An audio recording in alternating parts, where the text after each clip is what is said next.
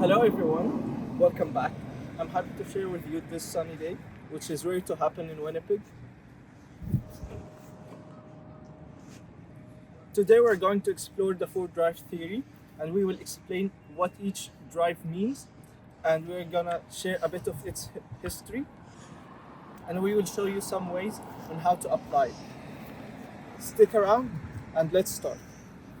So throughout this video, we'll be exploring how these drives can be used in the workplace, specifically skid steer doors. Now, Skid Steer Doors is a family-owned business right here in Winnipeg. They make indestructible polycarbonate doors that are honestly better than factory ones. It is a great work environment and the employees have a lot of freedom as long as they get their work done, which is easier in the summer, but can get harder in the winter times when it's a little busier. Now that we've gone through all that, let's get into the fun stuff. Now, before we discuss the four drive theory, let's take a minute to understand the history behind this. Starting off with Paul R. Lawrence. Now, Paul R. Lawrence began his academic career at Harvard in 1947 as an instructor. He was then appointed assistant professor in 1950, associate professor in 1956, and then full professor in 1960. He then went on to become the Wallace Brett Donham Professor of Organizational Behavior at Harvard Business School from 1967 to 1991. And though he has since retired, he still retains this title. Now, let's look at another man, Nitin Nohria. Now, Nitin Nohria graduated from MIT's Sloan School of Management in 1988, and after receiving multiple offers from many business schools, he decided to join Harvard Business School, and then went on to become the first Indian American Dean of Harvard Business School from 2010 to 2020. Now, as fascinating and interesting as all that was, you must be wondering, why are we discussing this? We'll get right into that. Well, these two men, Paul R. Lawrence and Nitin Nohria, are the developers of the four drive theory. They originally proposed this theory in 2001 and then developed this theory in their 2002 book, Driven: How Human Nature Shapes Our Choices. This theory was originally created to provide a comprehensive framework for understanding human motivation, primarily focusing on how the drives to acquire, bond, comprehend, and defend influence employee behavior and engagement within an organization. Currently, this theory is primarily used in organizational management and business leadership to understand and motivate employees by addressing and recognizing these four core drives. Now, let's look at some of the strengths and weaknesses of this theory. This theory is one of the strongest and most robust models to help understand employee motivation and engagement. It highlights the importance of addressing social, intellectual, and security needs, unlike traditional motivational models that focus primarily on financial incentives. Okay, so there's obviously a lot of positive factors when it comes to this theory, but what about weaknesses? Well, let's look at a few. For starters, purpose is not really addressed in the model. Purpose has been proven to be a key motivator in individuals, highlighted in Daniel Pink's drive theory, as well as research done by Deci, Eisenberg, Locke, Latham, and most importantly, Leiter. Additionally, we must consider passion. It's a very important factor in motivation, and while passion is characterized under the drive to defend, it doesn't really align well with the current definition for the drive. Now that we know the history and the nuances, let's get into the fun stuff, the four drives, starting off with the drive to acquire. Elena, I need help. Okay. You know a lot about the drive to acquire, right? Mm-hmm. Well, can you tell me what it's about? Well, the four drive theory states that there are four fundamental drives that can be applied to all people. Within the theory, there's the drive to acquire, which refers to the intrinsic need for humans to seek, control, gain, and retain. And this can be applied to both tangible and intangible objects. So tangible means things like houses, cars, or money, or intangible such as experiences, recognition, power, or honor. And this behavior is believed to have begun when humans had to be hunters or gatherers and fight for resources when things were scarce and finite. Okay, but why in God's name is this drive so important? Well, the drive to acquire is what causes people to maintain their well-being, find a purpose, and be successful. This is because people have a habit of comparing themselves to others, driving them to want what they don't have. People always want more, and this desire is insatiable. This results in people constantly improving themselves and being in an endless cycle of setting goals and completing them, thus maximizing everyone to their potential. Okay, but how would you even apply this drive in the workplace?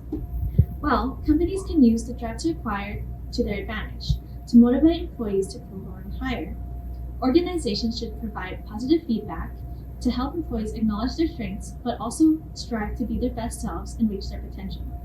Okay, but how would you apply this kind of drive specifically in skid steers doors? Well, at skid steer doors, reward systems should be put in place to energize workers. This can mean monetary bonuses like commissions, promotions, or other privileges like a private office. An Employee of the Month initiative can also be implemented so that workers can feel confident in their self-concept and enjoy working, thus creating a culture of hard work and recognition. Oh my god, you were literally the best. Thank you so much. No problem. An example of the drive to acquire in the school setting. Hi, Tab. You're the best singer in our class. Oh my god, thank you so much, Professor. To motivate you to work even better, I'm giving you this award. Oh my god, I am so happy. Thank you. I'm very proud of you. This is the best day of my life. Thank you so much. No problem. Now let's dive into our next topic, the drive to defend. Professor, question. What exactly is a drive to defend? Well, Tab, the drive to defend is a natural human instinct that we all have to protect ourselves, the people that we care about, and our resources from potential threats. Okay, but why is it so important? Well, it's deeply rooted in our need for survival, and it shows up as a desire for safety, security, and stability. Stability and security. Makes sense. But wait, why do you even need it in organizations then? Well, in a workplace, this becomes more evident when employees try to protect their job security, stand up to their team, and look out for their own well-being. Okay, Professor, I'm still confused. Can I please get an example? For sure. For example, someone might resist change like new technology or company restructuring if they feel like it threatens their role. They may voice their concerns, ask for reassurance, or team up with their coworkers to push back. But this drive isn't always about resistance. It can build teams closer together, creating loyalty, collaboration, as people unite to protect their shared goals. Nice. The drive to defend. Now I know. Thank you. You're welcome. Hi, Professor. Okay, so I had a question. I understand what the drive to defend is, but I'm not sure how it would be displayed in a workplace such as skid steer doors. Well, for example, employees have been voicing their concern that we may cut down their hours in the summer when there's less work to do. This has never happened before, and we're not planning to do that, but it is something that displays the right to defend. I see. Makes sense. Thank you. Yeah, Leah, we no longer allow phones in our classrooms. But you've always let phones in your classrooms. Well, there's been a change in policies. Well, I'm resistant to this change. Well, I know this is your drive to defend that's making you act this way, but change is not always a bad thing. Now you can focus more on your classes and you can get better grades. Well, I guess so. Thank you. One of the most powerful drives that define us as human beings is our innate drive to bond. From the moment we're born, this source of motivation begins to shape us. Hey, how's it going? It's the reason that we seek friendship and love and belonging, and why these connections have such a profound impact on our emotions. It also influences our professional lives because we seek approval from our colleagues and feel a sense of pride when we impress the big boss. It's particularly evident in team settings where we work tirelessly to support each other without any external rewards. Looking sharp. This deep need to connect is a key factor in the success in businesses all around us. Take, for example, Skid Steer Doors of North America. The Skid Steer Doors workshop consists of 3 to 4 employees and 1 supervisor, all of whom share a strong connection to the management team. This bond stems from the fact that they were hired as recommendations, creating a foundation of mutual respect. As a result, the employees stay highly motivated, even without any special treatment. They take pride in their work, knowing that their contributions are valued by both their colleagues and their supervisor.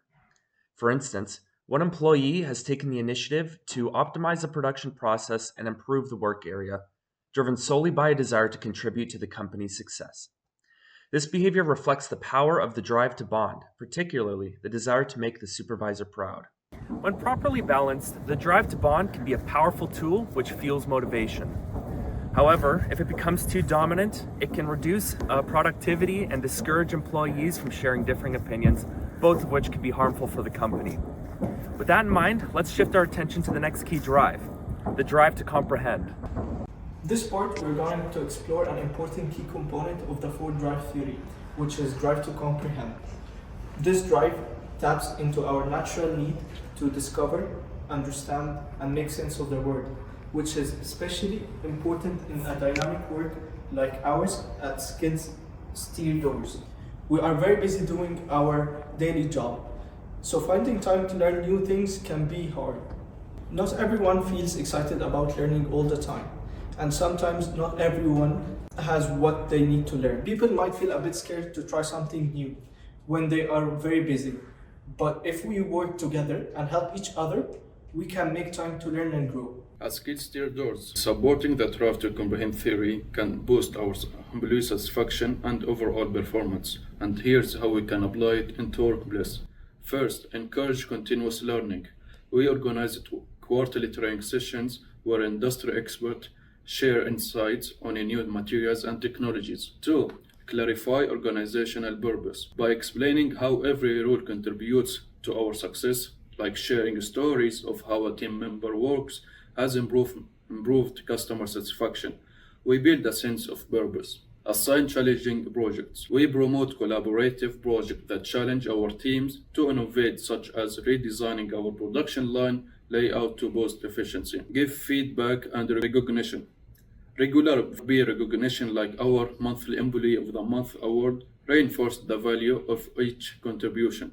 And lastly, promote job security and open communication.